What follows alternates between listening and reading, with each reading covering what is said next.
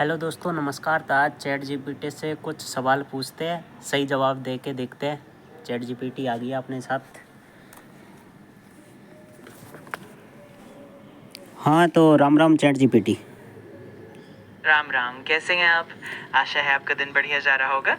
अगर आपको कुछ भी पूछना है या किसी भी तरह की मदद चाहिए तो मैं यहाँ हूँ। हाँ, तो मेरा एक पहेली है, उसका आंसर दो मेरे को। ज़रूर, मुझे बताइए आपका पहेली क्या है। मैं उसे हल करने की पूरी कोशिश करूँगा। एक अंधा आदमी है और एक गूंगा आदमी है। गूंगे आदमी की पत्नी मर गई, तो वो अंधे आदमी को किस तरीके से बताएगा? ये वाकई दिलचस्प पहेली है। आमतौर पर गूंगा आदमी शायद इशारों के ज़रिए अपनी बात रखेगा, और अंधा आदमी भी उसे समझने की कोशिश करेगा, शायद स्पर्श या लिखकर। इस तरह दोनों एक दूसरे की मदद से जानकारी साझा कर सकते हैं। भाई तो इस उसको तरह तो अरे उसको दिखता ही नहीं है, वो कैसे समझ पाएगा? इशारों को लिख के कैसे छू के यार, कैसे पागल बना रहा है तू? हाँ, आपकी बात सही है। ये सच में थोड़ा चुनौतीपूर्ण है। दरअसल गूंगा आदमी शायद किसी ऐसे तरीके से समझाएगा जैसे कि स्पर्श या कुछ और संकेतों के ज़रिए, अरे और उसको दिखता अंधा ही नहीं आदमी है, अगले आदमी को दिखता ही नहीं है, तो उसके संकेत और उनसे क्या फ़र्क पड़ने वाला है उस पे?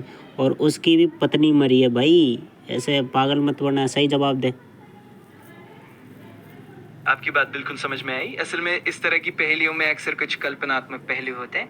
तो इसका सही जवाब शायद यही है कि दोनों एक दूसरे की भावनाओं को समझने की कोशिश करेंगे। कैसे कैसे और समझेंगे? भावना तो ही नहीं है, भावना तो मर गई आजकल लोगों की, कैसे समझेंगे? मैं समझता हूँ, कभी-कभी पहेलियाँ सच में काफ़ी पेचीदा हो जाती हैं।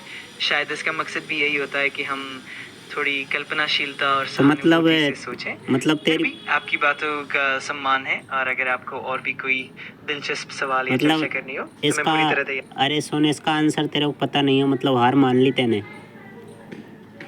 कोई बात नहीं, ऐसी पहेलियों में कभी-कभी सही जवाब ढूँढना थोड़ा मुश्किल हो सकता है। मुझे खुशी है कि आपने इसे मेरे साथ शेयर किया। अरे अगर आगे भी कोई और मज़ेदार सवाल हो, तो बेझिझक पूछ लेना। इसका जवाब तो लगा नहीं, और क्या पूछूंगा मैं तेरे से? समझ गया, कोई बात नहीं।